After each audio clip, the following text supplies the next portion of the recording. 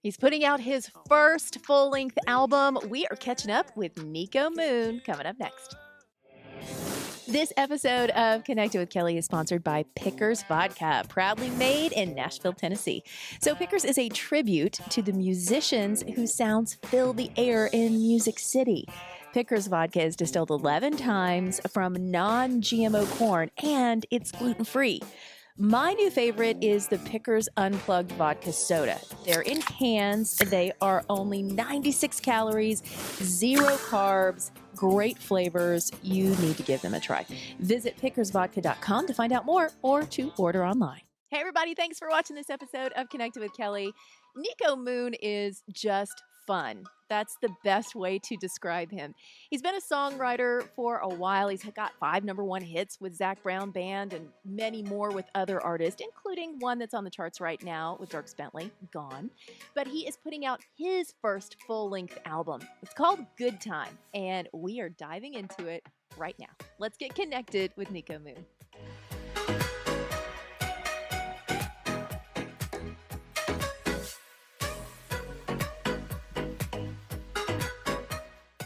So I do want to ask you, okay, I'm listening to this. First of all, I am absolutely in love with the vibe because I feel like what you're doing right now with Good Time and No Sad Songs and all of the music that you're putting out is what I need, what we all need after all the stuff that we've been through. It is happy and light and it just feels good. It's just really feel good music. But you just mentioned, I mean, you've been through a lot. So is it easy for you to write those songs over and over again? Or is there just a whole nother level that we're going to get later on from Niko? It comes really natural to me. I think I just love people so much, and I love country music, and I just want to make people happy with the music that I make. There's no better feeling than when I'm playing a show and I just look out and I can see that everybody's having a good time. Because to me, that's kind of what it's all about. I feel like it's kind of my purpose in life, is to help people put away the stress of life for just a moment and enjoy life, for an hour or so at the show, or 3 minutes when they're listening to the song. Life is short. We got to enjoy it. That's right. That's right. How did you get started in all this craziness? Were you were in Georgia and your dad was a drummer, but how did it all really start to take off? So I was playing these bar gigs, like we were talking about, and I got booked to play this place called the Mansion in at Carrollton, Georgia, which is where the University of West Georgia is. But it wasn't a mansion. I don't know why they called the place that because it was just a dive bar.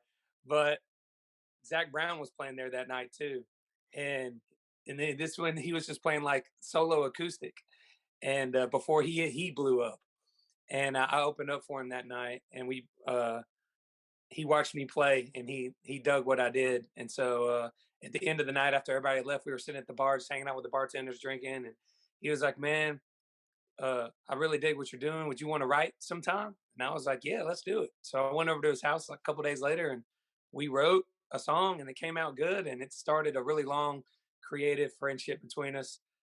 We've written hundreds of songs together, and that's kind of what really got me started was being a songwriter for the Zach Brown Band, and then eventually moving here to Nashville and writing songs for other artists like Morgan Wallen and Dierks Bentley and Rascal Flatts and people, and now I'm doing my thing. Now it's time for me to kind of like show the world how I do country music. So I have to tell you, my husband went to West Georgia, and as soon as you said that, he's running camera for me today, and he's like, "Yeah, the mansion. We used to party there all the time." And I was, yeah, yeah, yeah, yeah. He knows exactly what you're talking about. So okay, but here's the question for me too. Like you and Zach, you start to write, and you obviously are kindred souls, and you're writing some amazing things. You get 5 number 1s with Zach. Boom. You're killing it as a songwriter. You're writing for all these other people, as you mentioned. What was the itch that wasn't being scratched by being just a songwriter? I've always felt like an artist from the beginning, but the songwriting door opened up first. So I ran through that door about as fast as I could, because I've always just wanted to be a part of music any way I could. Um, however life would have me be a part of it, whether it's a producer or a songwriter or an artist or all of them, and But I finally got to the point where I was like, you know what? I'm gonna step out on a limb and see if people like my style of country music that I kind of hear in my head. And now I'm just feeling so blessed because now I'm able to be a songwriter, a producer, and an artist all in one with my own music. When you are in the studio, I wanna hear, like, what's going through your mind because it's always fascinating to me when I talk to different people in the industry, how they hear arrangements. I mean, you talk to Ross Copperman and, man, there's a lot going on up there. You talk to, other people and it's like, "Oh, no, it's all melody first." And so how does all of this come together for you, and how much of a hand do you have in the production of it? Because your production is uniquely yours. Thank you. Thank you. I appreciate it. So the way I mean, it's kind of like you said, there's a million different ways to skin this cat, Yeah. and everybody's got their own way to do it. And the way I like to do it is I start with the idea. So I'll spend weeks just thinking of song ideas until I get one that I feel like is really good. And it's usually kind of like the end of the chorus, that like, line that everybody's like, oh, there's the song. Yeah. So for like Good Time, I had that idea like a bobber on a wet line. I'm just trying to catch a good time. And to me, once you come up with that thought, songs have written at that point, Yeah. that's the foundation, you got it. And then what I'll do is I'll just grab a guitar and start strumming until I find a chord pattern that feels like that thought. And then once I get that, then I'll start humming melodies over the music until I find a melody that feels like that thought that matches the music because it all has to match the thought, Yeah. or else the song will sound confused, like it doesn't know what it wants to be. But you know what? You really hit on something there, and I don't mean to interrupt you, but you really did hit on something there because I think that is that is something that is really unique and exactly what I meant when I said your production is unique and it's uniquely yours. When you hear Good Time, it is very cohesive. It all goes together. Like any other hook, any other melody wouldn't fit like that does. I think that that's why we all gravitate toward that because it does feel good. Like on a cellular level, it feels good, you know? It's awesome. Thanks. Yeah, the last thing I'll do is the lyrics, and then in the midst of that, the production gets going, and because of where I grew up in Douglasville, which isn't too far from where University of West Georgia is, Mm. and it was a cool place to grow up because I was out of the city, and I was living in a regular town, but I was also pretty close to Atlanta, and so I was getting a lot of influence from Atlanta, like Outkast and all that great music coming out of there, and that's why my music sounds the way it does because. Travis Tritt was living in Hiram, which was 15 minutes away from me, and Alan Jackson's from Noonan. It's 30 minutes away from me. So I was really influenced by those guys, but at the same time, I was influenced by a lot of the drum elements that were coming out of Atlanta. So I'm just trying to make my country music as authentic and honest to who I am and where I'm from and what I'm about. But when it comes to the production side of things, I'm a minimalist at heart. I think less is more. So that's why I like to keep it kind of sparse because to me, it's like the less things you have in the production, the bigger those things can be because they're not competing for space with a million other things. Like I'd rather have one guitar sound huge than five guitars all together. Sometimes more can actually make things sound smaller to me. I wanna take you back to, putting out the first radio cut that you're putting out to country music radio, because it's different walking in knowing I'm a songwriter and I've already got, these accolades and these number ones that are behind me, but when it's you as an artist, it's a totally different feeling. So were you nervous, excited, anxious? I just kinda wanna know, like, what was happening as this was actually coming to fruition and you were putting it out there for the world. Yeah, it was all of those feelings all in one. I felt everything at one time because I think at our core, artists and songwriters, we're very insecure creatures, and it's a very vulnerable thing to put yourself out there and say, hey, because when you write a song, you really pour yourself into it, and then when you put it out there, you're kind of like saying, hey, this is me. And if people don't like it, we take that really personal. We can be like, dang, you don't like me. Right. It's not just I don't like your song. We put so much into it. It's like that is me. So yeah, it's a nerve-wracking thing. So I feel so grateful that so many country fans have embraced me and dig what I'm doing. It just makes me feel accepted and like I'm understood, if that makes any sense. Yeah, absolutely. Watching Zach and seeing how that just took off and became its own thing. I mean, like, just this own huge entity in country music. Were you learning from some of the things that were happening to him, or were you asking him for advice like, "What am I doing right? What am I doing wrong? What should I avoid? How can I learn from you?" And what are some of the things that he told you? Yeah, absolutely. That was in some ways my college experience. I didn't really go to college. I mean, I went for a year, but I didn't really go. I was just in my dorm room playing guitar the whole time, and I got like a point 0.3 at the end of the year because I never went to class. I was too busy learning songs, and so I got kicked out. But that was my true education, was going on the road with them and writing songs with them and learning. And I learned so much from them.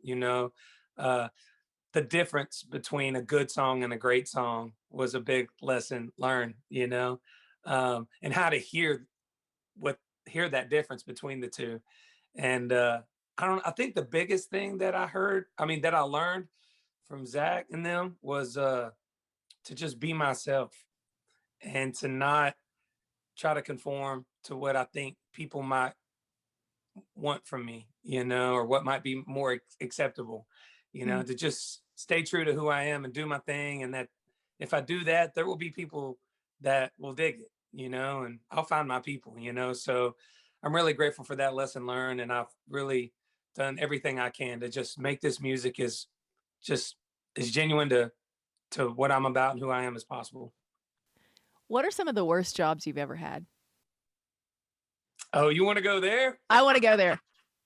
I wanna go like, I can look back and go, "Wow," the first job I ever had, I worked at Dairy Queen, and I was making, like, nothing, but I got all the free ice cream I ever wanted, and I really thought that was, like, the best job, and maybe it really was, but then I look at some of the others, I'm like, "Thank goodness I just kept, my head down and kept moving on to the next." So what are some of the things that you had in the past? I don't know how I've done this, but I've found a way before I finally land on music to have a million jobs. And a lot of them were happening during the day while I was playing gigs at night. But I wasn't making enough of a living to survive from those night gigs because a lot of times they were just $100 and free beer. So let's see. I did construction for a long time. I was an insulator, and then I also was an electrician for a while. And I worked at UPS loading trucks uh, down in Atlanta, Yeah. um, which was rough because I worked what was called the preload shift from 3 a.m. to 9 a.m. So, Oh. So so there I were would, nights you didn't go to bed. yeah, I would work 3 a.m. to 9 a.m. at UPS, and then I would leave that and go to my second job, which was being a maintenance man in an apartment complex in Villa Rica, Georgia. And I would do that from 10 to 5, and then I would sleep a couple hours and then go play a gig at night. And then end the gig at night, drive to UPS, sleep an hour or two in the parking lot, and then go to work again, do it all over again. uh, Man. I used to be a steam cleaner for Ryan Steakhouses. Not that they had their own steam cleaners, but the company I worked for, they did all the steam cleaning for all the Ryan Steakhouses around town. So yeah, I've done a Listen, lot of random things. did you did you at least get some of the Ryan's rolls? Because those yeast rolls are legit. That was my favorite. When we would go to Ryan's, I'd, like, grab all the rolls at the end of the table. They we would come in after they were closed, so they were all shut down. I don't think people would enjoy eating from the buffet while I'm running going around their feet trying to clean the carpet. This is true. This is very, very true. Uh, Speaking of uh, you working at an ice cream shop, I right. worked at Six Flags, the Six Flags that's in Yeah. Georgia. Six Flags Over Uh, Georgia, yeah. Yeah, Six Flags Over Georgia. I worked at the Icy Hut, which was basically this tiki hut that sold ices. Had That's about 10 different amazing. flavors of ices, and man, I could make you an icy. I could go cherry on one side, blueberry on the other side, a little half and half if you want it. You get that nice clean line right in the middle. Yeah. Oh yeah. Oh You yeah. get it real Picture clean. perfect. That's perfect. Oh my gosh, I love this so much. Okay, so now here we are. You're putting out this debut. It's coming out. Give me, the feeling about that because this is again another first for you. I love that all of these things are happening, and in a way, your story is different. The fact that you already had number one hits with Zach, and you've written number one hits for people like Dirks, and then now you're getting to put out your own. Do you feel more confident in putting out your own material now than you would have, say, a couple years ago? They're just different. It's I feel confident when I write a song for someone else, and I feel confident in myself. It's important to like feel good about what you do, and feel Right. confident in that you're doing it. You got to believe. If you don't believe in yourself, ain't nobody else gonna believe in you. Got But that right. you know, I, one of the big driving factors for me to want to be an artist is the connection aspect of it. Like Mm. I said, I love people. I love connecting with people, and doing it as a songwriter is a lot of fun. But it is kind of a vicarious connection because you're doing it through the conduit of another artist, and then when you are the artist, it's direct, and Mhm. I really like that. My favorite part of touring is hanging out with everybody after the show. I'll go to my merch booth and just hang out with folks for an hour or two after the show, just meeting people and getting to know them. And uh, that's the best part of it all. Speaking of being out on tour, what's it like with Lady A? This looks like it's a really fun time. Yeah, it's awesome. They're like the sweetest people, and they're Right. Georgia folks too. They're from Augusta, so they're so kind. They're so nice. I've got to know them pretty well now, and we've been writing songs out on the road. So I'm really excited. I think there's a few of them that will come out to the world and everything. So it's been a lot of fun. Carly's a sweetheart. Tanil Arts is a sweetheart too, and it's a there's a lot of camaraderie out there right now. We're just all in this together and feeling so grateful that we're able to be back doing it again. So Yeah, yeah, everybody come on out, come to a show. love it. No Sad Songs, the video is out, and it takes place in a karaoke bar. So, if you're walking into, Lonnie's downtown and you grab that mic, what's your go-to karaoke song? Oh, Sweet Caroline, That's a good one. all day. It's because it never fails. It's going to work every time. And I mean, if you get up there and you do karaoke, there's nothing worse than like picking a song that people aren't going to sing along to, and you're just up there by yourself and people are just watching. I mean, that's the worst. You got to pick a song that everybody's, and that's like foolproof 100% of the time. Everybody's gonna go, bah, bah, bah. Right. Even if you don't want to, it's involuntary. It's involuntary. You got to do it. I had a friend that memorized every line to "It's the End of the World as We Know It," and he would do that. It didn't matter where we were, like, if it was karaoke, he would do that because everybody would be cheering. It wasn't that they were singing along with him, but they were so impressed that he had all the words. Yeah, exactly. It's like Right, going right, so right. fast. I think that you're such a positive person. I love to hear, like, what your dreams are and what's on your dream board. Yeah. So right now, what I'm most excited about is I just released my brand new single to country radio called "Paradise to Me," which is such a fun song, and I'm really excited for everybody to hear it. You can actually go listen to it anywhere now because it's out everywhere you listen to music, but it's just going to radio right now. So I'm excited for everybody to hear that. My brand new, well, not only my brand new, but my very first full length album is coming out. The album's called Good Time. I know the song's called Good Time too, but the album really is just kind of like I wanted to make an album that is just good vibes all the way Mhm. through, front to Mhm. back. Dude, that's awesome. Congratulations. Thanks. Is it true that you have tattoos on both your knees that say "Good Time"? Yeah. you know, Okay, uh, give me that story. I mean, obviously it's the song, it's the album, yeah. but why on your knees and why "Good Time"? Yeah, so I like to think that tattoos is bookmarks to life. And whenever something kind of like important happens in my life that I want to bookmark, I'll get it as a tattoo. So when I see it, it makes me think of that time or that moment, you know. And for me, signing my very first record deal, having my very first song ever go to radio, that was a really, really big moment in my life. And so I had to commemorate it. So yeah, I just had to get good time as a tattoo to commemorate it. And I'm running out of real estate, you know, so I got it, I got it on my legs. Uh, but yeah, it's actually the back when you see my album artwork, it's the back of my album. It's just a picture of like my my legs with the tattoo. What's another favorite one of your tattoos? How many do you have? Do you know? Oh, I don't know. It's at a point now where it's like, I mean, some of them start running into each other, so it's like, is that 7 or is that 1 now? I don't know now. It's like but, I think one that that's really, really close to me is, well, I got these swallows on my hands, and that's for me and my wife. Uh, I love my wife a lot. She's my best friend. She's also my co-writer. We wrote Good Time together. We wrote No Sad Songs together. We wrote Paradise to Me together. Um, and Swallows made for life. And they Aw. also travel a lot. Like they'll go thousands and thousands of miles, but somehow like away from each other, and then somehow they're able to find each other. And I travel a lot for what I do with music, and but we always find our way back to each other every few days. So that's why I got that. I got one right here. Uh, it says, "This too shall pass," and that's for my dad. My dad's always told me that my whole life. He's like, "Hey, man, like if you're going through a tough time, just keep in mind this too shall pass. And if you're in a really great moment, a beautiful moment, savor that moment, embrace that moment, and bookmark it in your mind because that that's gonna pass too." So it's great. It's really applicable for every moment in life. And then I got his signature right next to the quote. Uh, so yeah, that's a close one to me. I love it. Man, congratulations. I love talking to you.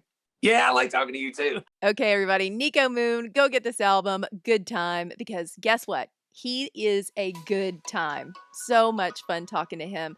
I would love it if you guys would subscribe to the channel, hit that bell below, and you will be notified when we have new videos out each and every week. Until then, make sure that you're staying connected with all the people and things you love the most. Bye.